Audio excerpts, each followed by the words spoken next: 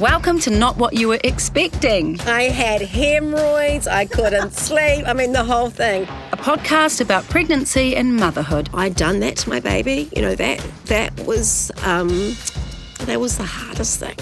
Brought to you by Elevit. A friend said to me, it's just really bad luck, you can't beat yourself up. I'm your host, Anika Moore. So this episode, I have Jodie Rimmer, who is an extraordinary, amazing actor. I love you so much. But she also does voiceover for The Bachelor and was on Treasure Island. Yes, sister. Did you win or...? I did not win. Thanks for bringing it up. Oh, sorry about that. Jodie had a traumatising medical mishap during her pregnancy, and we hear her story today. It's a biggie. How old are the kids now, and are they both boys or girls or...?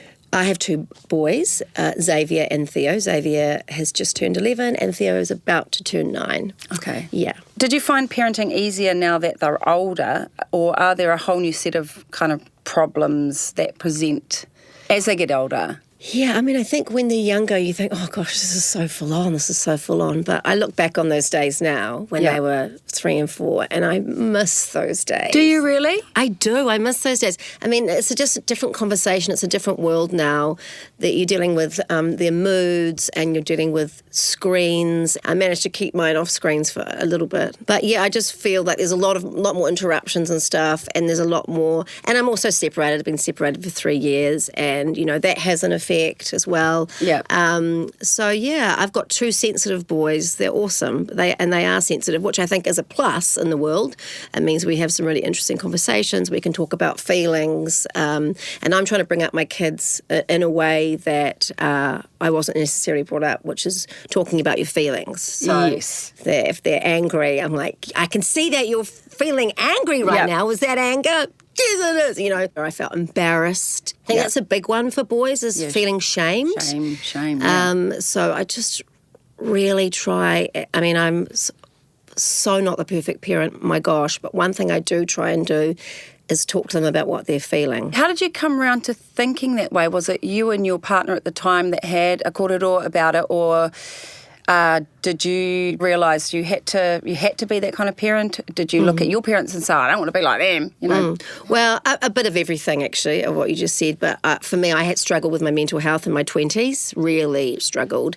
And I realised I kind of only thought that you were allowed to be happy or pleasing, or I wasn't really aware that you're allowed to feel anger or be sad. Yeah. I didn't get brought up. I got, my parents did the best they could, and they did obviously a great job in lots of ways. Yeah, sister. But yeah, in terms of talking about the uncomfortable stuff and feeling allowed to be angry or sad, that wasn't really on the menu. So, so for my kid's dad and I, he's really into talking about his feelings as well, which is great. So yeah, it was really evident that's how we wanted to bring up our children. Yeah, okay. Okay, so you had 2 different pregnancies, very different pregnancies. So let's talk about your first pregnancy. Yeah, well, I've actually had 3 pregnancies. Okay. Yeah, so my first pregnancy, I had a miscarriage. It was very, very early on, but that was completely devastating. Yeah. And I felt really alone. And I think it's great that we're talking about that stuff a lot more these days. It's just massive. When you became pregnant again, were you scared? Were you scared that you'd have another miscarriage? Yes, I was scared. Because... Well, the thing is, it's so weird, isn't it? So you get pregnant and then you're like, okay, I'm pregnant. But then you've got to get to the 12-week bit. Yeah. And that just feels like the strangest time where you're in limbo and anything can happen in that next bit. So... I feel like I was walking around on eggshells not to lose the second pregnancy. Yeah. And I wanted to tell people that I was pregnant so that if I did lose the pregnancy... It was real? It was real. And also real. But then also I could have support. Yeah. And so you're pregnant with Xavier, you're trying to reach 12 weeks, and are you getting morning sickness? Are you eating charcoal? Are you throwing tantrums? No, I wasn't too bad. I definitely... was sick, but I wasn't ever vomiting, but I was very nauseous. But I kind of was like, yes, good, nauseous, good. It's normal. The baby's still there. Yeah, that's a sign of hormones. That's good, that's good. And then by the time, I got to 12 weeks, I just kind of felt like, okay, cool, are we good? So yeah, I think it's probably like that for a lot of women, you know. It's like, are we there yet? Are we there? Are we still intact? Yeah. What were the last weeks of your pregnancy like? I mean, were you waddling? I was so waddling. I was just a little massive. round ball of I happiness. had hemorrhoids. I couldn't sleep. I mean, the whole thing. And I had to beg to be induced. And they're like, oh no, baby's heart seems fine. I'm like, look at me. Look at me. I'm 5'1". How's it going to get out? And so he was 2 ticks off 10 pound when he was finally with us. May I ask, was it a vagina birth? So it's definitely trying for vaginal birth, but after 18 hours of contractions every 2 minutes, he was clearly not coming out. So I said, okay, what about, I'm just saying, maybe a cesarean? And they're like, yeah, well, we're going to have to do an emergency cesarean. I said, well, didn't I suggest that about 4 hours ago? So, yeah, off we went. We went into surgery at 7:30 at night. I remember that. And then he was so massive, they couldn't get a grip on him to pull him out. He was massive. So looking back, what part of the pregnancy did you enjoy the most? Because for me personally, I enjoyed eating all the food and gaining 30 kgs. You know what I mean? I'm like, it's for the baby. But really, it's just because I'm a piggy. Yes, basically. I mean, I had my mother. She put on a lot of weight with her first baby, first of 4, so I had her all the time saying, you're not eating for 2, and all of this real buzzkill stuff. But I remember that the second trimester with my first baby was, I remember feeling really good then, feeling really energised, feeling really horny. I had all the good hormones in. Lucky partner. Yeah, lucky me too. It was a good time. Oh, you're lucky. Second trimester was great. Did you ever worry about what kind of mum you would be? I think I probably worried a little bit about if I would stay sane. You know, because but I've always wanted to be a mother. So for me, when I got pregnant and once we reached the 12 weeks, I was just so happy that I was hopefully going to be a mother, you know. So it was just always been in my bones, you know, and if that hadn't have happened for me, I think I would have felt really, really, really sad. Yeah. Yeah. Because a lot of mothers-to-be second-guess themselves. What kind of parent am I going to be? Am I going to be like my mum? Am I going to be patient? Am I, you know, lots of mothers say, I'm not going to give them devices or let them, you know, the lounge is going to be my place. Come on. That when that baby comes to town, it's your entire world. Yeah, totally. I don't think I ever really judged that stuff with myself too much. I judge myself a bit now that I've got these boys that I lose my temper at sometimes. I'm with you, sister. Yeah, I mean, it's like, you count the bad days more than the good days, you do, Yeah, I have a lot of mother guilt. I've had it since my twins were born, my first kids, and I actually find it really hard to get through a day without feeling guilty. Because today I'm feeling guilty that I'm, you know, not around my kids because I'm working all day and night. So, but you know, and then I say to myself, no, because I'm earning money for my children. But you just have to give yourself a break. Totally. Hey, otherwise it's just constant noise. But then in saying that, a lot of mothers go through PTSD and post-traumatic, what is it? Stress disorder. Yeah, and then traumatic births. And so you've got that on top of trying to be a good mum and maybe not having a supportive partner or the partner not understanding because you just can't understand. Well, I did have that with my second birth. Yeah, I okay. had all that trauma. Yeah, we'll get to that. That's where the juice is. Yeah, we're working our way up to that juice. Now's a good time for me to tell you about Elevit. The first 6 to 8 weeks of pregnancy are so important for your baby. Even if only the size of a kidney bean, it's a time when their vital organs are growing, so you want to make sure you're in good health. Taking Elevit at least 1 month before you start trying can build up the essential nutrients you need from the day you conceive. Always read the label and follow the directions for use. Vitamin supplements are supplementary too and not a replacement for a balanced diet. So let's talk about pregnancy number 2. How did you feel during the first trimester this time round? Okay, with pregnancy number 2, I was really busy with Xavier and I was a play centre mum, so I was very involved in that. Yep. And life was busy. And then I just remember thinking, I'm pregnant, I'm starting to feel sick. We had our house on the market, we were looking to buy and get a new place, And so we were quite busy, yeah. And as we went to buy our new house, I must have been towards the second trimester. I was well into the second trimester, and that's when trouble started for us. Okay, so trouble. Did you feel something strange? Like, were you tested? Tell me what happened from the start. Yeah, so we'd moved into a new house, and my husband's cat obviously came with us. Because we were in a new neighbourhood, the cat was getting targeted by other cats and everything. So I knew as a pregnant woman never to touch cat poo. But I didn't know that cat pee could have toxoplasmosis in it. And so I would be cleaning up whatever cat was pee, probably our cat, because he was freaking out that he was getting targeted. And all you need to have is a little tiny nick in your nail or a little nick in the skin. That's how it gets in. Wow. It's a parasite. Obviously, you can't see it by the human eye, but it's a parasite, and it's alive in cat pee, cat poo, and if you haven't washed your green vegetables, it can be on there, especially parsley, because cats love to wee on parsley. So I had no idea about this. I went for some blood tests for something else, some regular screening, and I said to the doctor, whoever it was, can you actually test me for toxo as well? Wait, why would you? Well, I don't know. Did you Google it? What were the symptoms? Okay, so I knew that toxoplasmosis was really terribly dangerous for a pregnant woman because my mother had it as a teenager.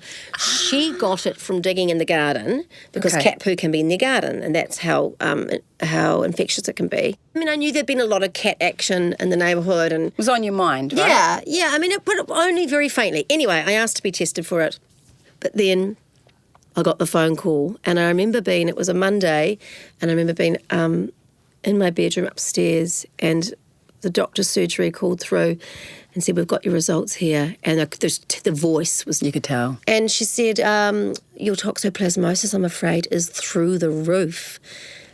And my whole heart just sank because I knew what that meant. It's so dangerous for the baby. And I remember just sitting down on the stairs and some motion coming up, and it's just absolute dread and terror. Because if you get toxo, if a pregnant woman gets toxo in the first 3 months, the baby will naturally abort. Yeah. In the second trimester, the baby can be born blind or deaf or with seizures. And the third trimester, all of the above. So I knew this.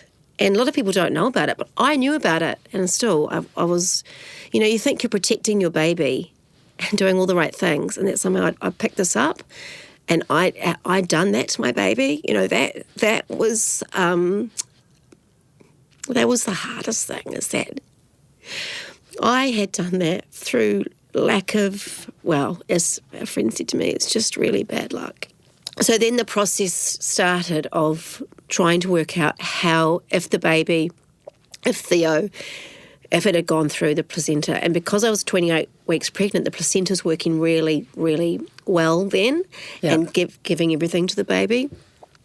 The worst thing was, Anika, that we had to wait for about 10 or 11 days to get into Auckland Hospital to have that test. Yeah. I think that was probably one of the worst times, because I just didn't know how. You wouldn't have slept? No, and I was just so worried, and yet trying not to worry Because you don't want to add stress to the baby. Exactly. Yep. And I remember ringing the hospital and saying, if anyone pulls out, because apparently the specialised doctor was on leave, and I must have been waiting for the amnio, because I had to have the amnio to see if it had gone through the placenta. Do they put a needle so they can grab whatever's in the placenta? So that's dangerous as well. Yeah. So, but of course we would do it. I had to find out if Theo was actually infected or if just see how bad it was. And so we finally got in, and we had the amnio and got the results back, and there was only 20% chance that it would have gone through, and but it had gone through. And he was peeing it in the womb. So it was in his DNA, it was in his system, it was in his bones. And so because it's a parasite, it's then very, very dangerous, because that's now always in him, the parasite. So then I was put on really full-on drugs It was actually drugs that they used for babies with polio, that I would take them orally, and then I would go into Starship and they would sort of put the scan on him and try and see what was happening in his brain to see the level of damage. Oh my God, it's just like, I can't tell you how stressful it was. So you've got 12 more weeks of these tests, of pills, of worrying, you know, you and your partner going through. And, you know, that's very tough on a marriage. It's very, very tough. You sort of kind of get through however best you can. But each week I'd go to the hospital to have these tests. And I just remember, because also you've got all the hormones from the pregnancy going on. I was just so emotional. And the specialist would be like, oh, good, we can't see any changes in the brain. And I was supposed to be happy about that, but how even just hearing that sentence, oh, good, I can't see any changes in the brain. It's just like, It's really surreal, yeah.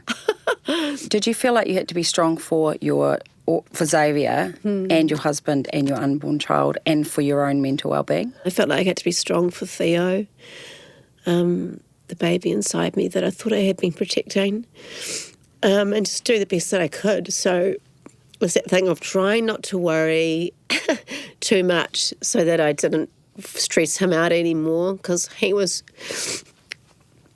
fighting, you know, his little body was fighting as best as he could. And I just, you know, I used to pray a lot, and I had my Buddhist friends come over and chant with me, and I wasn't Buddhist, but I was like, I'll do whatever it takes. Try anything, yeah. So I just tried to, you know, live my best life for Theo. But you know what? I closed in quite a bit. Okay. Yeah. I just wanted to put all my energy on the baby. Explain myself. You had to preserve your energy for Bubba. You said that it's hard on a marriage. Was it, you know, how did your partner react? What was his tautoko? Was it strong? Was it hard to connect with him because you were going through this? Did you feel alone? I had a huge strain on our relationship. And also the cat was still in the house. And it was still pissing in the house, and so you wanted to boot that cat out. I wanted the cat to be out, but I had a really dear friend who stepped in and said, I don't think the cat can be here. And so I think Tim really fully realised then that it was bringing up, you know, all of the stuff for me. Yeah. Some tissues. Oops. There you go. Oh, thank you. I mean, it's super emotional because you know, I don't really tell this story much. And the thing is that if you're brought up with cats, you'll be immune to it. At some stage, you would have come across it and your little body would have sorted it out, and your white cells would have fought it, and you would have maybe felt like you had a cold or the flu, or in a really bad case, as a teenager, you might have felt like you had glandular fever. But your body sorts it out. Yeah. But for pregnant women, it's just a whole different deal. So extremely dangerous if you're pregnant. And I think there needs to be a lot more kōrero about this. You know, my midwife didn't even really know much about it. It was just like, what? So I think, you know, you can ask to be tested at your 12 weeks. Yeah. Bloods. You can ask to be tested for it, and you'll see what level you are. And sometimes it's in your system, but that can mean that you've had it before and it's settled and fine. And then they can retest you later and see if it's jumped back up. So my pledge to women is to always request that it's done, but I think it should be mandatory. So if you're pregnant, request it at the... You request it when you have your bloods. Okay. So you say to your midwife, I want to be tested for toxoplasmosis all through my pregnancy, which would be at every semester. Every milestone for when you're pregnant. Okay, cool. That's good to know. Yeah, so that's something you can do for yourself. If I hadn't have requested that test at my 28-week bloods, Theo would have probably been born blind or deaf or about to be blind, you know. So, yeah. Wow. And so you're taking pills the whole rest of your pregnancy. What else do you have to do to manage? Once they realised it's gone through the placenta, they changed the medication, and it was the polio drugs that would give a baby. And then just checks every every week and blood checks. Okay. Yeah, it was busy. What was the birth like? So we were going to pull him out at 39 weeks, and because of all these complications, I was definitely going to do a Caesar. And then the day before the Caesar, I actually went into labour, which was awesome. Oh, wow. Yeah, it was really cool. Did your waters break and all that kind of... My waters did not break, but I was certainly having contractions and everything. So go my body. And then he came out and he came up on me, which was beautiful, for about half an hour. And we were delighted to meet him. And he was, he looked like a little fighter. He looked really grumpy, which I thought was great. You would be too if you had bloody Toxoplasmosis. Yeah, and with all that medication he was being shoved into him, you know. I know. Yes. Poor little sausage. So then... So they're testing him. They took him away. They took my husband and his mother and Theo, they took him away. And that was really hard for me. They took him away to have a lumbar puncture, which is a needle into his spine. Yeah. So that's what I wish I'd said no about. Oh, they couldn't get any fluid. No, of course not. He's 20 minutes old. Oh, gosh. So that was really traumatic as well. And anyway, they brought him back to me, and when they explained that if he didn't have the meds 3 times a day for his first year of life, then he had 70% chance of going blind in his first year. How stressful. Oh, honestly, Anika, this was supposed to be a magical time, and my baby's been taken off each day for intrusive tests, and he's been medicated. He's fighting for he doesn't want the medication. He had to get a feeding tube and through his mouth and his nose and his stomach. And of course, I'm dealing with all the hormones. Could you breastfeed? Yes, I definitely could breastfeed. Oh, so it was safe for you to do that? So it was safe for me to breastfeed. Do you think that the goodness in your milk helped Theo? I mean, you tell yourself this stuff, and of course, I hope so. But I had to start him on probiotics quite early because he was having such full-on medication that he was getting really chronic thrush on his bottom from very, very early on, just red. Darling. So I felt so bad for what was going on inside of him. This medication was so full on. It's what they used to give kids who had polio. So how was the first year with him having to have it 3 times a day? Like, what was it? Was he in and out of hospital? Were they doing more lumbar punctures? What was it like? It was a really tough year. He had to have blood tests every 3 weeks. He had to go to Starship for checkups every 6 weeks. It was just it's kind of all a blur, really. I mean, I work as an actor. I didn't take any acting work. I just was like, this is Theo's year. We're doing this, and he wasn't a happy baby. Not like Xavier. Xavier was quite a content baby. He just wanted lots of milk. Theo was an unsettled baby. Understandably, yeah, right? Absolutely. He had a sore tummy, and so I would top up with formula from very early on just to get a nice big full tummy with him, and then I breastfed for as long as I could, which was only about 3 months, but that's all I could handle. So that was fine. Like, I had to be like, I got bigger problems I got bigger fish to fry here. Yeah. And then once he sort of turned a year, and the medication stopped, there was a real change in him, He became, his eyes, it's so funny because it's a parasite that can affect the eyes, but I just feel like his eyes became really clear and he became such a happy little boy. So the medication was basically giving him a better life, but really taking it out of him. I look at it as the parasite was, it's dormant, it was dormant, but basically if he got an infection or something that happened in his first year of life, the parasite would come up and flare up. I mean, Toxoplasmosis attacks the immunity. So how old is he now? He's just about to turn 9. And is he a healthy bonny boy? He is a very healthy bonny boy. He really is. He's like me on steroids. He gives me a lot of lip, but he's also really loving. And That's amazing. He pats my hair.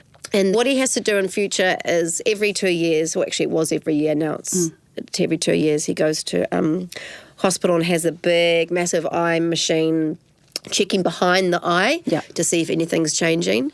And like he could still lose. Yeah, because Toxoplasmosis lives inside him. Yeah. They think because he had the medication for that first year, it's minimised it for him. But there is still a chance that he could lose some eyesight, need glasses. Okay. But his quality of life is amazing thanks to you, thanks to your call, thanks to those drugs for the first year, you know. You've done a brilliant job as a mama. I haven't really thought about it like that. No, you saved his life. You gave him life and you saved his life. It's amazing. You know, the funny thing is that he really loves cats. He loves cats. I've had to really, go on a bit of a journey with that. And now my ex-husband has a new cat called Ninja. And Ninja has 3 legs. Oh, my goodness. And even when they He's a sucker for punishment. When my ex-husband and the kids go away, I even cat sit for Ninja. So I've come a long way. You've moved through that pain and now you're like the cat lady. Yeah, I'm not the cat lady. The moral to the story is don't clean up the ways, get the husband to do it. Exactly. You're amazing. Kia ora mo te kōrero i te rānei. That was emotional for me. I've really felt for you and I just think you're so strong. He mana wahine, he wahine toa. So thank you so much, Jodie. Te mahi. Kia ora. Kia ora. A big thanks to Elevit and Menavit for supporting the show and for supporting all the Kiwi parents out there. Make sure you're subscribed to the show on your podcast app